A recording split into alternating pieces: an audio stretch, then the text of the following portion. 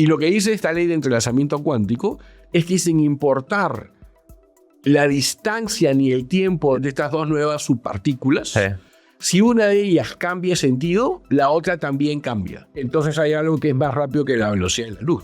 De hecho, ya tenemos 2 data centers conectados por más de 5.000 kilómetros con delays de menos de 1 milisegundo. Y para el 2035 vamos a hacerlo dentro de un chip.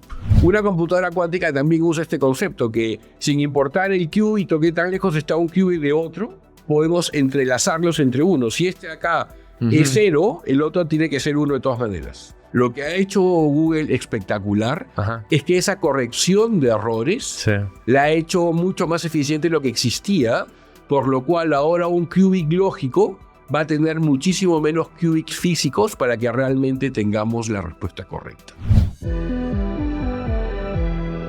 Hola a todos y bienvenidos a un nuevo episodio de Innovación Sin Barreras. Soy su conductor Jaime Sotomayor y hoy día les traemos otro fascinante episodio. Hoy nos fuimos recontra técnico, nos fuimos a buscar una tecnología que rara vez escuchamos, pero ahorita ha estado dando mucho de qué hablar.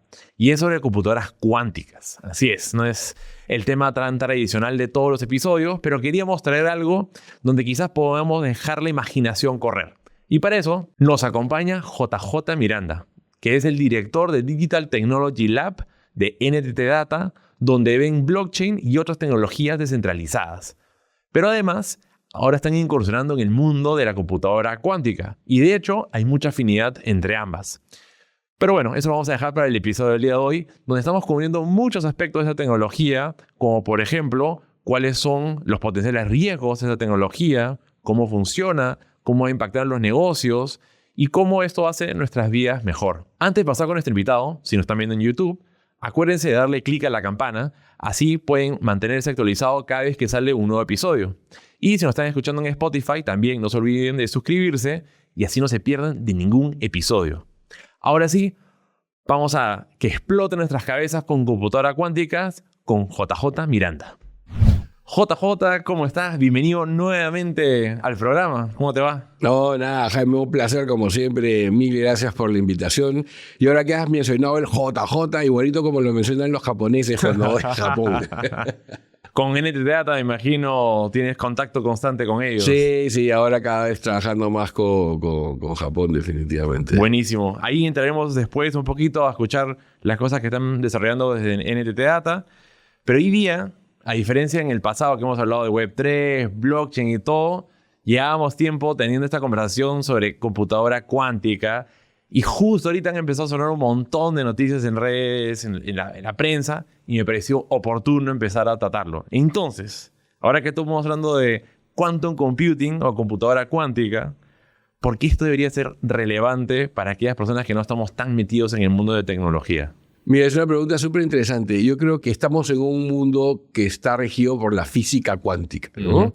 Que es algo súper interesante. De hecho, hasta el día de hoy no hay todavía una ley que amalgama las dos físicas que conocemos. La física que conozco tú y yo, que nos han enseñado en el colegio. No hay una ley unificada que quería Exactamente. Einstein, no existe esta teoría unificada de la física. No está todavía la física newtoniana y la física cuántica que es alucinante, ¿no? Sí. En donde justamente al día de hoy estamos viendo cómo se puede tener una computadora o cómo se pueden procesar datos, información de una manera completamente diferente a la computación tradicional, que es usando los conceptos de física cuántica, ¿no? Y si entendemos que vivimos en un mundo de física cuántica, tener una computadora con estas capacidades y características lo que va a hacer es que justamente podamos realmente modelar el mundo como existe y que podamos comenzar a desarrollar, por ejemplo, solamente para nombrar algunas cosas, cuando lleguemos realmente a una computadora cuántica con el suficientemente poder cuántico y llegar a esto que se llama el quantum advantage o la ventaja cuántica, poder tener nuevos materiales que ni siquiera nos imaginamos al día de hoy. Poder tener nuevas medicinas o nuevos fármacos que ni nos imaginamos al día de hoy, ¿no? Poder tener productos, cementos que hagan cero emisión de CO2, por ejemplo, ¿no? Y solamente para nombrar algunas cositas muy relacionadas con el mundo como lo conocemos, pero con un montón de cosas más alrededor, ¿no? Y sin ahorita todavía entrar a ese comparativo entre la diferencia entre una computadora tradicional y una computadora cuántica a nivel de cómo funcionan, más bien el output, el por qué estas son distintas en el resultado, por qué simplemente no seguimos metiéndole todos nuestros esfuerzos a una computadora tradicional para llegar a esos mismos resultados que acabas de mencionar. Mira, una de las cosas, para tratar de hacerlo súper simple, sí. La computadora cuántica, a diferencia de una computadora tradicional, la computadora tradicional es básicamente hay corriente o no hay corriente, 0 o 1. No hay corriente 0, hay corriente 1, ¿ok? Y todo lo que tiene que procesar, lo tiene que procesar siempre de manera secuencial. Sí. Si tiene un montón de ceros y unos que tiene que procesar porque hay una función lógica, que esa función pasa los ceros y unos, hay la función y bota ceros y unos, para poder llegar a la respuesta tiene que hacer todas las posibles combinaciones de ceros y unos para llegar hasta la respuesta. Pero en la computación cuántica podemos tener un 0, un 1, y por una ley que se llama la ley de superposición cuántica, ese que se llaman qubits en computación cuántica, en la computación tradicional se llaman bits, ceros y unos, en la computación cuántica se llaman qubits, que puede ser un 0, un 1 o un 0 y 1 a la vez. Claro. Por este concepto de superposición cuántica. Entonces, para hacerlo súper simple, si podemos tener realmente en un instante de tiempo, por ejemplo, imagínate que tenemos una computadora cuántica de 8 bits, de 8 qubits, claro. En un momento del tiempo específico vamos a tener ceros y unos a la vez, por lo cual ahí está la respuesta. No tenemos que hacerlo 0, 0, si son 2 bits, por ejemplo, tendríamos que probar 0, 0 es respuesta, no. 0, 1 es respuesta, no. 1, 0 es respuesta, no. 1, 1 es respuesta, sí. Hacer todas las combinaciones. Pero una computadora cuántica en donde en un momento del tiempo está el 0 y 1 a la vez, ahí ya está la respuesta. No tenemos que probar ninguna otra posibilidad. Lo que tenemos que hacer, obviamente, es algo que también se llama interferencia cuántica, que tiene mucho que ver con la computación cuántica. Es que tenemos que, para encontrar la respuesta en ese instante del tiempo específico donde todos los qubits son ceros y unos a la vez, tenemos que meter la interferencia cuántica que eleve la posibilidad de la respuesta y interferencia cuántica que haga que lo que no es respuesta lo disminuya, para que cuando en un instante de tiempo paremos los qubits, o si quieres los veamos, esos ceros y unos se conviertan en 0 o en 1, pero con la interferencia cuántica que le hemos metido sea realmente lo más cercano a la respuesta posible o la respuesta que necesitamos. Es un tema complejo entender. Es un tema complicado. ¿Por qué no le ponemos con algunos ejemplos de cómo, si le aplicamos la... Mira, la manera más simple de entenderlo es algo que se llama complejidad computacional, pero lo voy a tratar de explicar súper simple, ¿no? Hay funciones computacionales que su complejidad va aumentando de manera completamente lineal, una ecuación lineal, ¿no? Hay 5 entradas y hay igual a 5 salidas. Si hay 200 entradas, también hay 200 salidas porque la complejidad es lineal. N entradas van a ser igual a N salidas, por lo cual mientras más entradas tengas, la complejidad va a ser siempre lineal porque es una fórmula lineal. Correcto. Pero si a eso lo llevamos a una complejidad en donde es, por ejemplo, exponencial, ¿ok? 2 a la N, que N es la cantidad de entradas. Sí. Para 2 entradas, para una entrada, tenemos que la complejidad sigue siendo 1, 2 a la 1, que es 2. 1, 2. Pero para 2 entradas ya no es 2, sino es 4. Pero para 3 entradas ya no es 4, sino es 2 al cubo, que es 8. Y después para 5, 16, 32, 64, y se va haciendo completamente exponencial. Para 100 entradas, probablemente que en la lineal teníamos solo 100 posibilidades. En una exponencial es 2 a la 100, que ya estamos hablando que son varios miles de millones de posibilidades. Entonces, lo que hace una computadora cuántica es que los algoritmos al día de hoy que tienen complejidad exponencial en un algoritmo de computación cuántica se conviertan en polinomios, lo cual ya no es un 2 a la X, sino es, por ejemplo, un 3 o un n, la cantidad de entradas, pero al cuadrado. Claro. Ya no a la exponencia. Entonces, Eso hace que una computadora cuántica, en lugar de, si tiene 100 entradas, la posibilidad sean cientos de miles de millones, con un algoritmo cuántico haces que probablemente para 100 entradas hagan solamente algunas decenas de miles. Había escuchado este clásico ejemplo del traveling salesman, ¿no? El vendedor que tiene que planificar la ruta óptima para poder maximizar las ventas. Y cada vez que agregabas un nodo más, o sea, una ciudad más extra, complejo. Se volvía mucho más complejo, pero que con la computadora cuántica eso sí se puede resolver. Entonces, si podemos usar eso como ejemplo, cuéntanos qué pasa en una computadora tradicional si tengo primero 3 ciudades nomás que optimizar y luego si le agrego la cuarta, la quinta, cómo se vuelve complejo y versus con una cuántica. Tal cual, ¿no? Como te digo, en una tradicional esa complejidad es 2 a la cantidad de sitios donde el vendedor tiene que ir. Ajá. Que obviamente a más sitios que tiene que ir, ese 2 se hace exponencialmente más grande. Claro, porque ahora tiene que trazar más probabilidades de... Exactamente. De rutas. Sea, 2 a la 100 son cientos de millones, pero 2 a la 101 son miles de cientos de millones más. Entonces el incremento en el exponente hace que la cantidad de salidas sea exponencialmente más grande. Exacto. ¿Okay? En un algoritmo computacional, eso se convierte ya ahora ya no en una ecuación que tiene un exponencial, sino polinómica.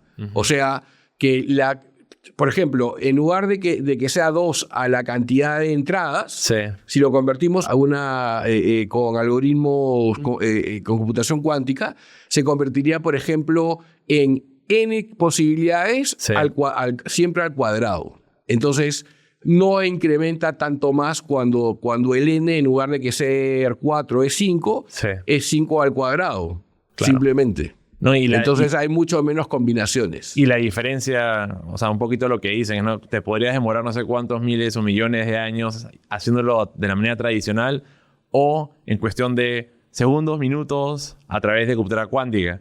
Eso es lo que la gente ahora está un poco... o hace las últimas semanas que saltan a decir, oye, pero con el avance de la computadora cuántica, ¿qué pasa con la encriptación? Y ahí, antes de entrar un poco a ese mundo, tú que vienes justamente del mundo Web 3, blockchain, donde la encriptación es una de las cosas fundamentales, cuéntanos un poquito sobre tu conocimiento sobre encriptación y esto, cómo se ve afectado con la computadora cuántica. Fíjate, yo creo que inclusive que el mundo Web 3, el impacto sería nada comparado al impacto en el mundo. O sea, todas las claves que tenemos al día de hoy de todos los bancos del planeta, RSA o tus tokens de autenticación o el token que tienes en el celular, todos esos tokens están basados en todavía una, voy a decir criptografía, no encriptación, porque hay diferencias. Perfecto. Después si querés las explicamos, pero la criptografía es el cuerpo de conocimiento de la ciencia de la computación y las matemáticas. La encriptación es algo específico de la criptografía, ¿no? Usamos criptografía que todavía no es postcuántica, que es criptografía que está basada en números primos. Son prácticamente, todo se basa en números primos y mientras números primos más grandes tengamos, supuestamente es más seguro porque a una computadora tradicional le toma mucho tiempo en factorizar números primos. Claro, entre el costo-beneficio de hacerlo o el tiempo que les toma ya perdió la ventana. Exactamente. Entonces, yo creo que el mundo Web 3 se va a ver afectado, obviamente. Ahora, en el tema de Bitcoin y otras criptomonedas, probablemente no tanto. Porque, por ejemplo, en Bitcoin, los primeros años de Bitcoin, efectivamente, se usaban las llaves públicas basadas de la llave privada para poder hacer transacciones. Pero desde el 2014 o por ahí, se cambió el algoritmo para que se use el hash de la llave pública. O sea, no es realmente la llave pública, por lo cual a una computadora cuántica usando hashes también le tomaría probablemente bastante tiempo, pero obviamente las primeras transacciones de Bitcoin desde el 2009 hasta el 2014 sí probablemente estén afectadas fuertemente. Y sobre todo la billetera de Satoshi que tiene 1 millón de Bitcoins, que fue una de las primeras. Entonces, sí hay un problema, pero yo creo que el problema es 1000 veces más grande que en el sistema tradicional. Lo otro que había escuchado es un poco el actualizar la red de un tipo Bitcoin o otra. Tampoco no es tan complicada porque haces un hard fork, ¿no? O un soft fork inclusive. Ok, ¿no? Que es básicamente todos nos ponemos de acuerdo de usar ahora esta nueva versión del software y mientras que todo lo actualicemos, ahora se rigen estas nuevas reglas. Tal cual. Eso es algo que se podría hacer perfectamente, ¿no?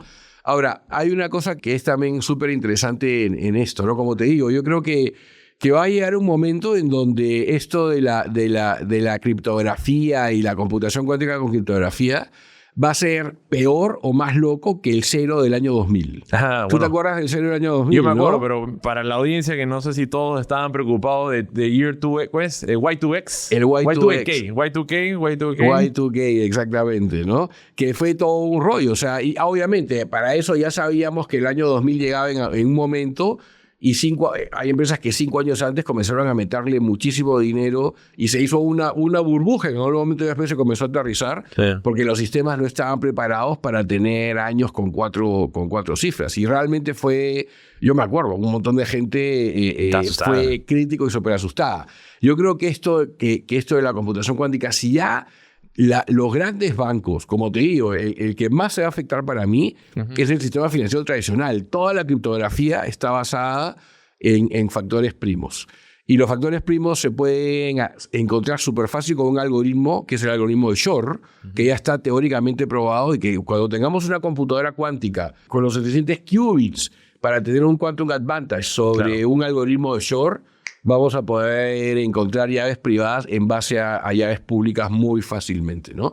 Entonces, yo creo que en el momento que esto comience a sonar más fuerte y que comencemos a ver que ya hay computadoras cuánticas con la suficientemente cantidad de qubits y de corrección de error, porque eso es uno de los grandes problemas al día de hoy, lo de corrección de error, que es justamente lo que ha hecho muy bien Google con Willow. Si puedes, antes de entrar a hablar sobre la computadora de Willow, quizás entender las diferencias, los diferentes tipos de computadoras cuánticas y cómo funcionan, y ahí entrar a ver el tema de por qué es tan importante la corrección de error. Total. A ver, al día de hoy hay básicamente dos tendencias respecto a la computación cuántica, ¿no? La computación cuántica basada en compuertas, que es la que promueve IBM, que es la que yo creo que tiene... ¿Qué significa que sea basada en compuertas? Que hay compuertas, son como compuertas en este caso cuánticas, que son como las compuertas que usamos cuando hacemos un circuito lógico. Una compuerta AND, OR, XOR. Claro. Hay quizás para los que no están tan familiarizados cómo funciona más cuando una computadora, algo electrónico, ¿no? Pero digamos que en una computadora el concepto básico es que hay 0 y 1 apagado y prendido. Compuertas. Y va juntando estas diferentes combinaciones. Exactamente. Y poco a poco eso te permite generar funciones. Y entonces una calculadora básicamente es una combinación de varias compuertas. Exactamente. Todo software al final. Esta compuerta que entra 0 y 1, si es una compuerta AND, significa, ¿no? Que si entra 1 y 1 es 1, pero si entra 0 y 1 siempre es 0 por el AND, ¿no? O es OR, o XOR, o es el nivel más bajo en programación, así más máquina. Y claro, es casi lenguaje ensamblador, te diría yo. Sí, yo lo he hecho, lo he programado en la universidad, pero tratando de que todos aquí, los que nos están escuchando, lo vean. O sea, es muy distinto a lo que estamos acostumbrados a ver cuando escuchamos que alguien programa en Python, donde es de muy alto nivel. Acá estamos yendo a lo más máquina posible. Tal cual. Entonces, estas computadoras cuánticas están basadas en este concepto de compuertas, de gates, ¿no? Claro, o sea, lo más tradicional, lo que estamos acostumbrados hasta el momento. Exacto, pero que usan estas compuertas cuánticas también. Entran qubits, se operan y salen qubits. Perfecto. ¿no? Y la otra computación cuántica que existe es una que se llama Quantum Annealing, que está basada en algoritmos heurísticos. A ver, vamos a tener que explicarme qué es annealing y qué es heurístico. Heurístico es que son algoritmos que no son determinísticos. Claro. O sea, una computadora es completamente determinística. Yo entro esto, pasa esto y sale esto porque es completamente determinístico. ¿Ok? Estas compuertas también son completamente determinísticas. Entran estos qubits y se operan y salen estos qubits completamente determinísticos. En este tipo de computadoras que usan algoritmos heurísticos, no, son algoritmos que no son determinísticos, por lo cual tratan de encontrar, y se parecen más, creo, a Machine Learning. Tratan de encontrar, en base a una función, tratan de encontrar cuáles son esos mínimos máximos que tratan de ser la respuesta, pero no siempre llegan a la misma respuesta todo el tiempo. Claro. Entonces, Es como ChatGPT. ChatGPT, por ejemplo, no es determinístico, es completamente heurístico. Puedo hacer la misma pregunta varias veces. Hace la misma pregunta y siempre te responde diferente porque justamente hay algoritmos heurísticos ahí. Tratando de adivinar. Exactamente, ¿no? O ver en base a probabilidades cuál es la palabra, pero las probabilidades son probabilidades, no son determinísticas. Así es. Ok, entonces, yo creo que todavía la parte de quantum annealing, esta computación cuántica que es más heurística, yo creo que hay mucho humo alrededor, porque efectivamente no siempre llegamos a la misma respuesta. Para mí es como disparar al aire y si le das a un pato, pucha, espectacular. Pero la probabilidad que le des a un pato, o sea, que la probabilidad que lleguemos todavía a un quantum advantage con quantum annealing todavía es complejo, ¿no? De hecho, nosotros en NTT Data en Japón estamos metidos en un proyecto que se llama el proyecto ION, que es un proyecto que promueve todo lo que tiene que ver con fotónica, con fotones. Y tenemos una computadora cuántica que usa fotones y que es muchísimo más chiquita que cualquiera porque los fotones consumen mucho menos energía que obviamente tener un electrón a casi 0 grados Kelvin cuando se hace una computadora gate-based. Ahí, si aprovecha, cuéntanos un poquito sobre NTTA antes. Y de ahí sí me interesa un poquito saber un poco, o sea, cómo funcionan, cómo usa fotones, es luz. Exactamente, son fotones. NTT Data es una compañía japonesa. Yo soy el responsable del laboratorio de innovación que hacemos foco justamente en Web3, blockchain y cripto en toda la región. En el clúster inclusive que es todo Sudamérica, Centroamérica, España, Portugal, Francia y países Benelux al día de hoy, cada vez trabajando más con Japón. Cool. Y de hecho, desde el año pasado nos encargó César Campos, que es el actual CEO realmente de NTT Data, que antes era el director, el Head de Digital Technology, le encargó al DTI, me encargó a mí, JJ, que comenzara a ver una práctica de quantum computing. Por eso es que nos metimos a todo este rollo de quantum computing. De hecho, el equipo más fuerte que tenemos es en Alemania, de quantum computing. Y en Alemania existe una compañía que es de un peruano, que se llama Kipu Quantum. Increíble. Enrique Solano es el CEO de Kipu Quantum, que está en Alemania. Y están haciendo unas cosas alucinantes alrededor de quantum computing, súper interesante. ¿Y ellos están construyendo computadoras ellos cuánticas? Están programando. Ellos trabajan con la gente de D-Wave, con la gente de IBM. Inclusive ya tienen patentado un algoritmo de compresión cuántica para que los algoritmos que ellos tienen, porque cuando tú programas en quantum computing, realmente programas estos circuitos. A ver, y haces... Esta es una parte donde sí me gustaría hacer hincapié, porque claro, cuando estamos pensando en programación, no estamos usando nuestra computadora. Claro, aquí es algo completamente diferente. Y vamos a poner las órdenes, loops, ifs y condiciones, y vamos a hacer una pantallita bonita y botones. Ya, pero ¿qué pasa acá? O sea, ¿cómo programas en computadora cuántica? Mira, primero, antes de entrar un poco a detalle, porque igual es súper complicado, lo voy a tratar de explicar lo más simple posible.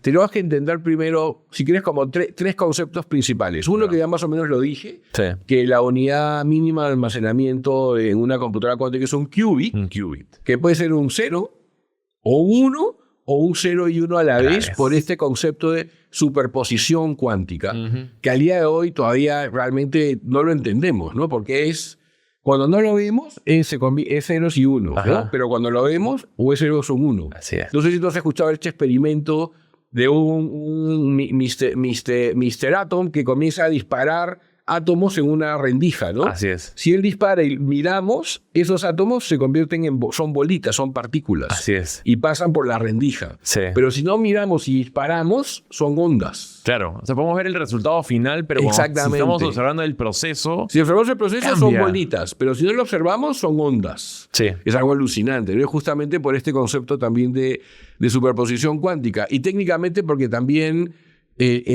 justamente, ¿no? Los fotones pueden ser materia, o sea, corpúsculo y onda a la vez.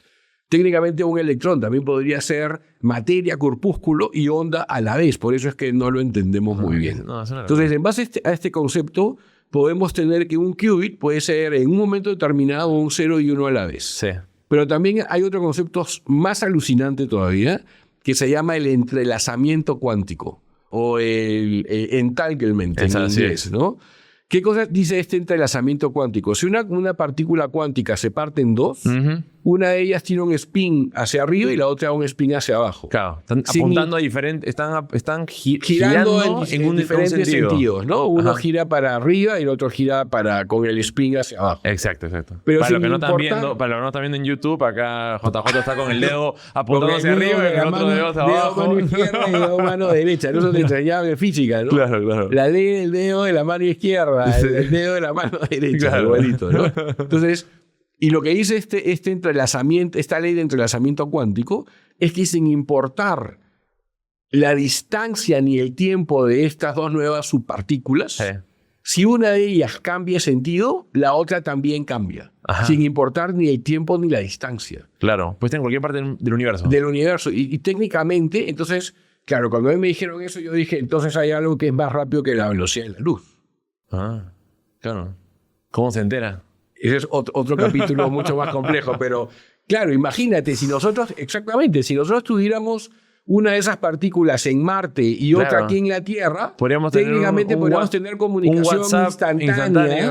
Claro, sí. Y al diablo la distancia y que la velocidad de la luz es lo más rápido, porque hay algo que viaja más rápido que está en este entrelazamiento cuántico. Entonces, había escuchado eso, pero nunca se me había ocurrido ponerlo desde esa perspectiva más de uso práctico. Claro, tal cual.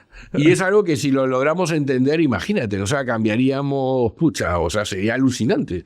Podríamos tener comunicación instantánea, podríamos tener redes que no tienen prácticamente ningún delay. Sí, cero latencia. Latencia cero. Imagínate. Sí.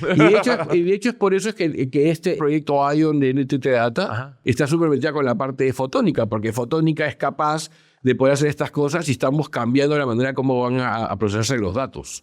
De hecho, ya tenemos 2 data centers conectados por más de 5.000 kilómetros con delays de menos de 1 milisegundo. 0.01 milisegundos de delay. Increíble. Para que alucines. Mover esa cantidad de data. Y de aquí a 5 años tenemos proyectado que vamos a hacer dentro de una computadora, las piezas van a intercambiar información de una computadora con fotones. Y para el 2035 vamos a hacerlo dentro de un chip.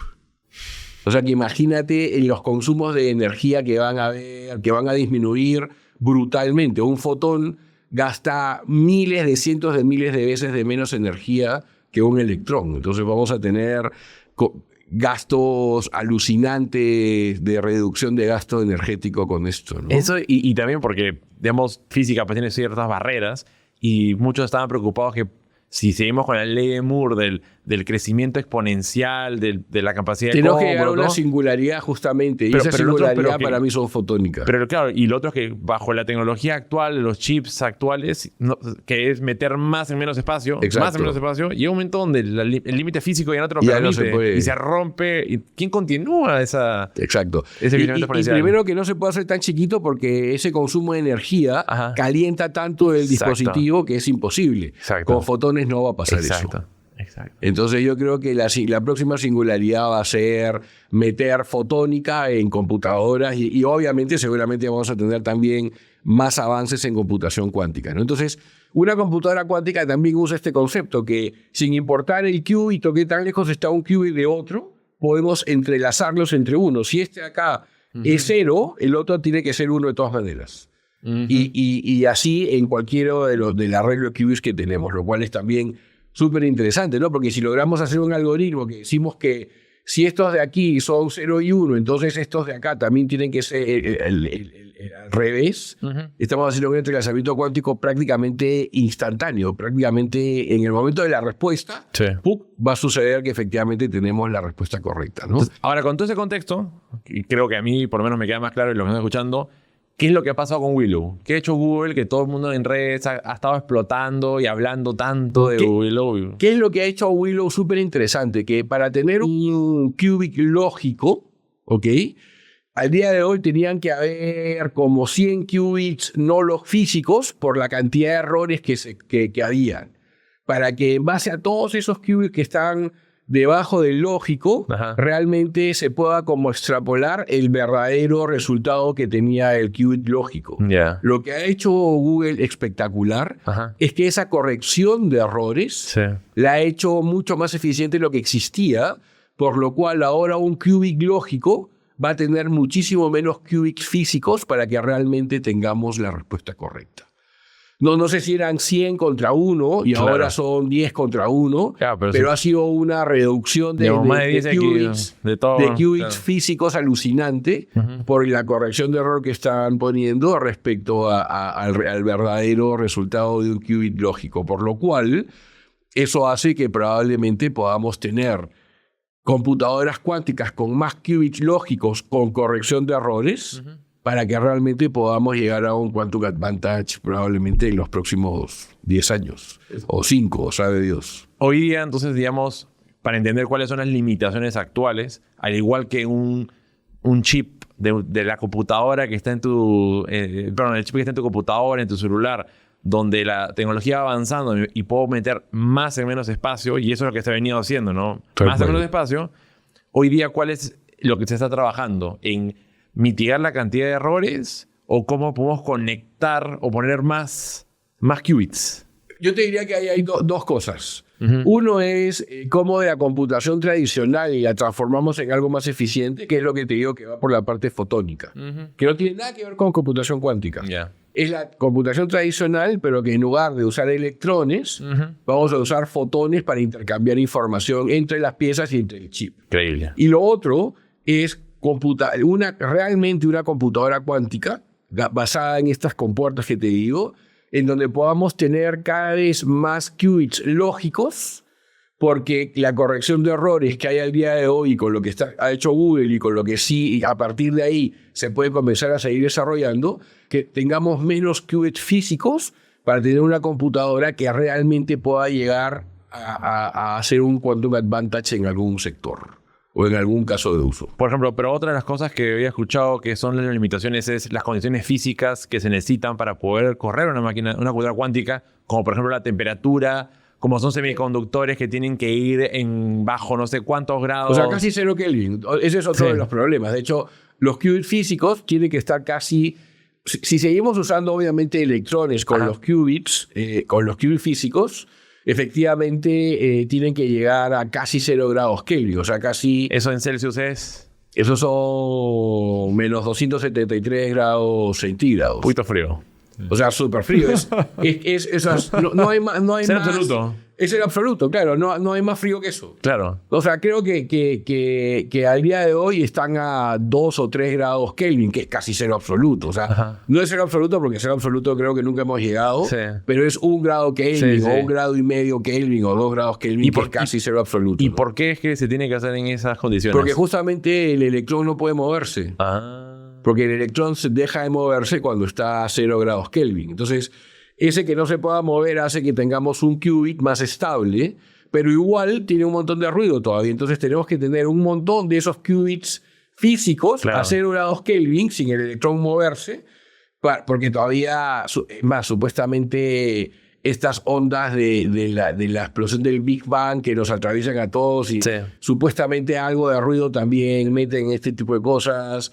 Entonces todavía existe ruido y tenemos para tener un qubit lógico que realmente sea el que necesitamos para correr eficientemente los algoritmos. O sea, un celular con computadora cuántica sería mucho frío para mi bolsillo. O sea, ahorita no, pero por ejemplo, yo estoy seguro que con todo este avance de la fotónica y poder por lo menos tener una computadora cuántica basada en annealing, o sea, una quantum computing annealing usando fotones, yo creo que va a ser un paso interesante a ver cómo podemos migrar.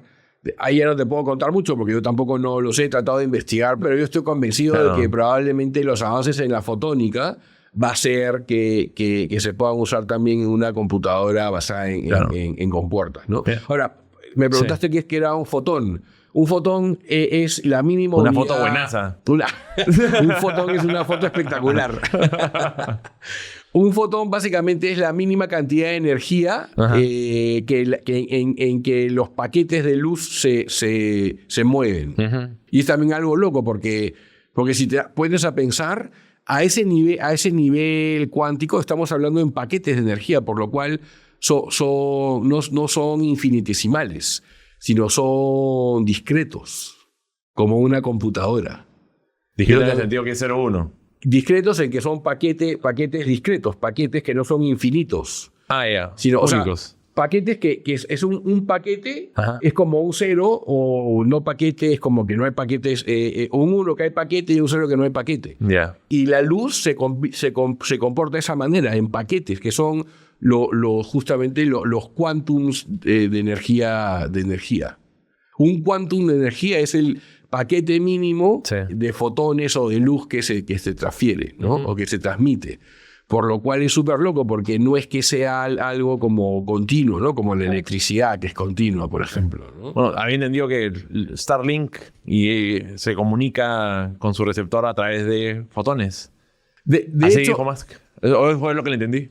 Tal cual. De hecho, nosotros tenemos un proyecto ahorita en donde tenemos una data centers en satélites, y la comunicación de esos satélites es justamente con fotones. O sea, tiene que haber visibilidad entre ellos, si no, tiene que haber rango de visión, y es en base a fotones, ¿no? Ahora, me imagino, sumamente difícil predecir lo que se viene adelante, al igual como para muchos nos agarró medio como que de sorpresa los LLMs y cosas por el estilo, pero por más que ya existía un montón de papers que se habían publicado y era una cuestión de que la tecnología llegara al tiempo adecuado, si podemos hacer ese mismo ejercicio intelectual, ¿qué estás esperando a un corto, mediano o largo plazo con estas tecnologías de quantum computing? Mira, yo creo que cuando realmente, y con esto de la corrección de errores de Willow, con lo que estamos explorando estas nuevas posibilidades de uso de fotónica más eficiente,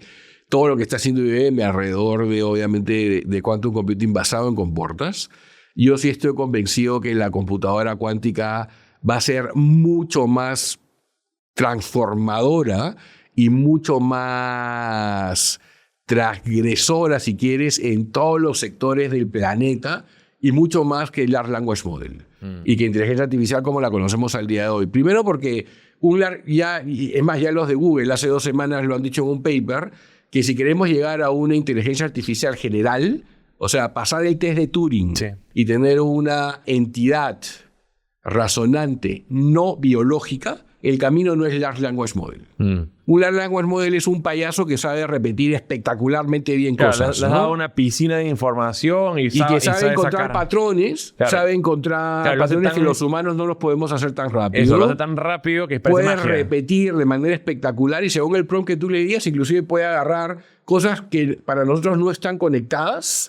Este concepto de sinestesia, ¿no? Cosas que no están conectadas y mandártelas, y tú dices, wow, este es un nuevo invento. Y pueden inventar cosas, pero siguen siendo repetidores de cosas. Y al final, ¿no? Innovación es la invención, ¿no? Es combinar cosas y que tenga éxito en el mercado. Tal cual. Y para mí, de hecho, lo que se ha hecho con Large Language Model es increíble, porque está destapando miles de cosas que hay que investigar. Yo creo que no es el camino para una inteligencia artificial general, pero ya vamos a llegar seguramente por el camino correcto. Pero como te dije al inicio, si entendemos que realmente estamos en un mundo físico cuántico y podemos tener una computadora que puede modelar el mundo como lo conocemos, yo creo que las implicancias en todos los sectores va a ser alucinante. Que podamos tener materiales que ni nos imaginamos, medicinas que ni nos imaginamos, nuevos fármacos, poder modelar, o sea, que podamos realmente predecir el tiempo, compadre. Eso es una de las cosas. Y eso es algo que la computadora cuántica va a poder hacer. Porque no es un modelo, es física. Las nubes y la atmósfera es un modelo físico cuántico. Claro, ¿no? Mientras más variables vayas haciendo, como todos hemos mencionado, se vuelve prácticamente imposible hacer con el camino tradicional. Y requieres otro modelo. Entonces, has hablado de cómo esto le afecta, por ejemplo, a un banco. Cómo esto le afecta a una farmacéutica, a una empresa de cemento. Cómo nos afecta a nosotros, quizás como una persona que trabaja en una agencia de turismo, en una empresa de comunicaciones. ¿Cómo va a afectar mi vida cotidiana esto? Yo creo que o sea, si lo queremos ver desde el punto de tu vida cotidiana, es que definitivamente la plata donde vas a tener que poner la plata en tus bancos, esos bancos definitivamente ya tienen que estar mirando cómo meten algoritmos, criptografía post-cuántica. Y existe, de hecho, el NIST, que es el Departamento de Estándares americano, ya el año pasado nombró al primer algoritmo de criptografía postcuántica, tanto en encriptación como en firma digital, que se llama Crystal Kyber. Crystal Kyber, que es open source al día de hoy, y es un algoritmo postcuántico. ¿Por qué? Porque no usa factores primos. No, que con Star Wars, porque los Kyber Crystal son de... Bueno, definitivamente tiene que ver con la guerra de las galaxias, pero el algoritmo se llama Crystal Kyber. Qué bueno. Yeah. Y de hecho le han puesto el nombre por la guerra de las galaxias. Y lo que implementan estos algoritmos es que es una matemática que se llama matemática de látices. Yeah. Que así haya una supercomputadora super hipercuántica, no puede hacer nada porque es una matemática completamente diferente. Que un quantum advantage no le hace nada. Entonces, yo creo que para el público en general, lo que tiene lo que nos va a afectar es que nuestros bancos van a tener que usar ya criptografía postcuántica, que probablemente si estamos metidos en el mundo cripto y hay una cripto que no le está echando el ojo a esto y que no comienza a pensar desde ahorita en que tiene que cambiar la criptografía basada en curvas elípticas y en números primos, que también hay que sacar la plata de ahí y ponerla en otro sitio. Y yo creo que eso para empezar. Pero después, cuando esto ya realmente haya quantum advantage, yo creo que vamos a comenzar a poder comprar cosas que jamás en nuestra vida nos hubiéramos podido imaginar comprar por nuevos materiales, tener, no sé, tela que nunca se gaste. Bueno, eso también es otro rollo, porque hay que tener claro que al día de hoy hay productos que la obsolescencia programada es a propósito. Yo lo que pienso es que también está el tema de la hiperespecialización. Porque hoy día, por ejemplo, un fármaco, si yo tengo, o sea, si hago la combinación de inteligencia artificial, análisis de tu ADN y computadora cuántica, que sea para ti. Si mezclo las tres cosas, puedo hacer una medicina que sabe que no va a tener ni un solo efecto secundario porque está yendo específicamente a atacar algo muy, muy, muy puntual. Entonces, quizás es la intersección de todas estas cosas cuando se van juntando. Totalmente. Yo creo que la hiperpersonalización va a ser real cuando tengamos quantum advantage, definitivamente también, ¿no? Ahora, tú sabes que uno de mis sombreros es inversionistas en startups y nos hemos centrado quizás en un espacio donde hoy ya está bastante sólido, que es software as a service, ¿no? Y ahora con la entrada de agentes verticalizados en AI, estamos resolviendo problemas que son bastante complejos para un ser humano, pero para una computadora es algo recontra sencillo, entonces encontramos eficiencias. Pero claramente sabemos que no estamos invirtiendo en un LLM, ¿no? Desde el fondo estamos invirtiendo en un LLM que es OpenAI, Grok o Anthropic, sino que estamos invirtiendo en soluciones que resuelven un problema basado en los casos de uso, ¿no? En ese AI. Claro. Siguiendo esa lógica, y si tú tuvieras que asesorar a fundadores de startups que quieren arrancar a hacer un emprendimiento en el espacio de quantum computing, al igual como les decimos el día de hoy, oye, no te mandes a crear tu propio modelo o no hagas tu propio LLM, aquí en este caso, ¿qué le recomendarías a aquellas personas que quieren emprender en quantum computing? Es una pregunta súper interesante. Yo definitivamente lo que les diría es que primero aprendan hay un SDK, un software developer kit que te lo puedes bajar ahorita mismo que se llama Qiskit, que es el software developer kit de computación cuántica de IBM. Está en Python. Inclusive ese software es capaz de simularte una computadora cuántica de 3 qubits en tu computadora tradicional. Porque simula y puedes ejecutar lo que programes en una computadora cuántica simulada en tu computadora de 3 qubits y creo que puedes llegar hasta 10 o 15 qubits simulados. O sea, como para poder practicar. Para poder primero entender qué tipos de problemas podría solucionar, entender cómo se programan estas compuertas, porque las compuertas cuánticas son básicamente que hacen operaciones sobre los qubits. Y una compuerta cuántica con qubits se convierte en un circuito cuántico. Y un montón de compuertas cuánticas con los qubits conectados se convierten en el circuito cuántico que posiblemente resuelva algún problema al día de hoy. Por ejemplo, cantidad de vendedores con todas las compuertas cuánticas aquí, que metes también las rutas que tienen, los sitios georreferenciados, y te sale un grafo como respuesta. Eso técnicamente lo puedes hacer con Qiskit. Claro. Entonces, yo lo que le recomendaría a que alguien quiera meterse a este mundo es y que sabe desarrollar software y que le interesa aprender esto, o que no sabe desarrollar software y le gustaría aprender. Es más, probablemente alguien que no sabe desarrollar software convencional aprenda más rápido a programar circuitos cuánticos o compuertas cuánticas porque no tiene la tara. Es un buen punto. Sí, claro, totalmente, ¿no? Yo creo que sí. Efectivamente como podría ser... Ya nos han metido ciertas instrucciones en la cabeza. Exacto. Que ahora reaprender... Sí, puede ser más complicado. Entonces yo diría que así no sepas nada, que se metan, entren a la página de Qiskit de IBM, se bajen el software, lo instalen, está en Python. Python es un lenguaje de programación súper fácil de usar y que entiendan qué tipos de cosas se podrían programar. Porque van a haber muy pocas computadoras cuánticas porque son muy caras de mantener al inicio y básicamente lo que vamos a tener que hacer es alquilar poder computacional cuántico al inicio. Y seguramente ya de aquí a un montón de años más, así como las primeras computadoras de IBM eran gigantescas y después se fueron reduciendo, yo creo que va a pasar lo mismo con la computación cuántica. Y más si podemos meterle fotones en lugar de electrones, vamos a poder tener probablemente... ya seguramente vamos a estar muertos nosotros, ¿no? Pero computadoras cuánticas que van a estar en el teléfono. O puede ser que no. Sí. O puede ser que vivamos 200 años después, ¿no? También la combinación de la hiperespecialización del fármaco. Pero, por ejemplo, has traído un tema interesante y con eso ya vamos un poquito cerrando, pero es igual como en su momento, ¿no? IBM tenía los mainframes. Y luego la gente decía que se viene la revolución de las computadoras personales. Y un IBM decía, yo le veo un mercado de 1000 computadoras, nada más, PCs. 50 personas van a usar esta vaina. Sí, claro, ¿no? Y luego se repite un poco la historia con el tema de la nube, donde era impensable que una gran empresa iba a trasladar sus servidores a la nube. O sea, impensable.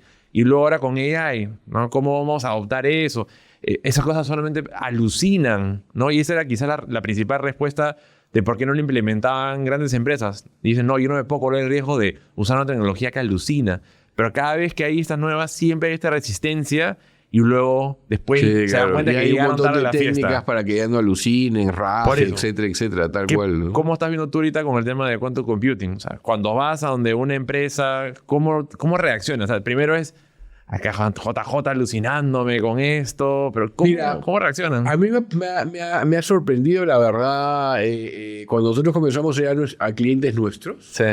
Y de hecho tu papá es uno de los que nos dijo, oye, me contó que fueron a buscarlo. Claro, sí. Fuimos a buscar a tu papá a una SEM para hacer una prueba de concepto en una SEM. De hecho, uno de los CEOs con los que es muy amigo de César, que era mi jefe en ese momento, sí. El jefe de DT, bueno, ahora es CEO, como te digo. Sí.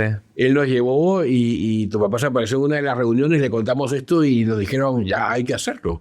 Y una de las primeras pruebas de concepto que se han hecho en la región en quantum computing ha sido con una SEM por el tema de cemento y con la gente de UTEC. Hicimos un proyecto con UTEC, con Julio Valdivia Silva, que es el decano de bioingeniería. Sí, lo conozco. En donde justamente hicimos un algoritmo cuántico para mejorar el alineamiento genético, que si bien es cierto, se demora igual que la computadora tradicional al día de hoy, pero los resultados de la alineación son muchísimo mejores. Por lo cual sí fue interesante demostrarlo. Entonces, para mí, de verdad, me llamó un montón la atención de que y lo hicimos con una compañía, que no puede ser el nombre, una compañía muy grande en finanzas que también le pareció súper interesante, pero no llegamos al final porque tenían un montón de datos que ellos no los tenían arreglados. Entonces era muy complejo pasar todos los datos a lo que queríamos en la parte del algoritmo cuántico, pero lo que logramos también fue alucinante, ¿no?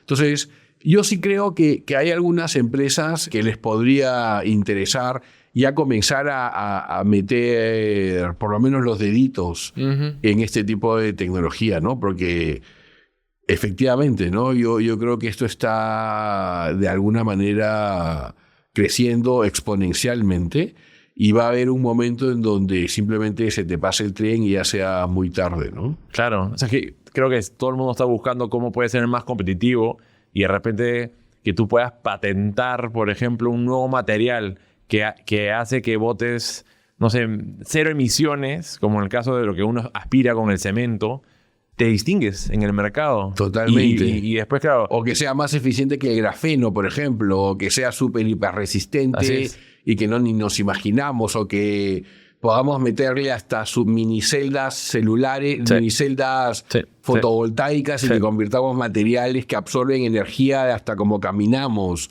O sea, de verdad que se pueden hacer cosas alucinantes. Yo creo que la crisis del agua desaparecería porque podríamos hacer materiales que absorben el agua de cualquier sitio de una manera súper eficiente, que produzcan energía hasta como caminamos, como te digo. O sea, de verdad que yo me alucino cosas increíbles. Baterías, que las baterías duren y no se gasten nunca en la vida. O sea, baterías que probablemente Elon Musk no sé si está viendo este tipo de cosas. Pero para mí la tecnología de las baterías con computación cuántica sería alucinante, ¿no? Porque tendríamos baterías que no desperdicien nada de la energía que se genera. Imagínate, mucho más chiquitas de lo que son ahora, por ejemplo.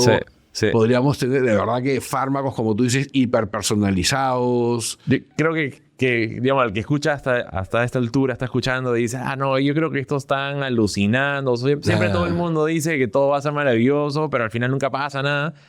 Yo creo que hay esta frase de todos somos considerados locos hasta el día anterior de que es el breakthrough, de este resultado increíble. Y tenemos ya pruebas, o sea, lo que están haciendo los de Google. China está súper metido en esto. De hecho, China ya logró romper una llave criptográfica. Obviamente, creo que han sido 16 o 32 bits, ¿no? Que es todavía chiquita, ¿no? Pero ya la han roto. O sea, con algoritmos cuánticos han podido lograr, en base a llaves públicas, romper una llave de 8 o 16 bits. Obviamente todavía estamos bastante lejos porque nosotros usamos 2048 bits en nuestras llaves. Usamos 2048 bits, por lo cual es completamente exponencial diferente, pero que ya lo hayan podido lograr con una computadora con la cantidad de qubits que tiene de 16 o 32 bits y que con llaves públicas hayan encontrado una llave privada, a mí eso me parece sorprendente. Claro. La verdad, yo creo que estamos en un breakthrough posible de unos 5 no más de 10 años. Eso es lo que están ahí un poco especulando, ¿no? O sea, varios han salido a decir... Varios un poco han salido a decir, bueno, dale 2 a 5 años para que rompan el SHA-256 o 5 a 10 años. Pero bueno, creo que si algo ha demostrado la ingeniería o el ingenio de los inventores es que van a encontrar la manera de cómo seguir actualizando los sistemas para hacerlos, pero ahí está la palabra, ¿no? Actualizarlos. No quedarse con los brazos cruzados esperando a qué es lo que pasa. Tal cual. JJ, hemos tenido una conversación espectacular. Nos llevamos un montón de aprendizajes, tu visión de hacia dónde va el futuro, consejos para aquellos que quieren entrar a este espacio. No sé si tienes un último mensaje para la audiencia que antes que nos vayamos. No, nada, que métanse a este mundo de verdad desde el punto de vista de entender cómo se desarrolla con Qiskit, que es un software developer que para mí es espectacular, está súper bien documentado. Yo me he quedado súper sorprendido de lo mejor que está de los últimos 2 años ahora, que lo estuve revisando un poco, el avance que se está teniendo con la computación cuántica, que tengamos gente como estas personas que están en Kipu Quantum con Enrique allá, alucinante. Increíble. De hecho, te lo mencionaba al inicio, ¿no? Al día de hoy, el peruano que más sabe de física cuántica, o sea, la persona que más sabe de física cuántica en el mundo es un peruano. Increíble. Que es Barton Seivak, y que lo conocí por Michael, su sobrino, y él está, creo que si no me equivoco, trabaja, es profesor de MIT, si no me equivoco, o de Stanford, no me acuerdo cuál de las dos, pero yo creo que como Perú tenemos una ventana de oportunidad espectacular con la cantidad de conocimiento que tenemos alrededor de temas de ingeniería, de temas de ciencia de computación, de temas de entender física cuántica, los físicos de la Católica o la gente que estudia física cuántica en la uni. Sí. Yo creo que tenemos que estar metidos en esto de todas maneras, ¿no? Y es una ventana de oportunidad espectacular. Excelente. Bueno, JJ, nuevamente, mil gracias. Esta es la tercera vez que te sumas a este podcast. Creo que es la tercera. Sí, pero... ¿Y tú qué me aguantas? Estas conversaciones siempre son muy buenas. Nada, ya nos veremos para un próximo episodio. ¿Qué tecnología cubriremos la próxima vez? ¿Qué viene después de la computadora cuántica? Como viajes a través de agujeros negros. Tal cual, tal cual. Turismo espacial, literal. Sí. Transmogrifación. Buenísimo. Gracias, JJ. De nada, compadre. Un placer como siempre.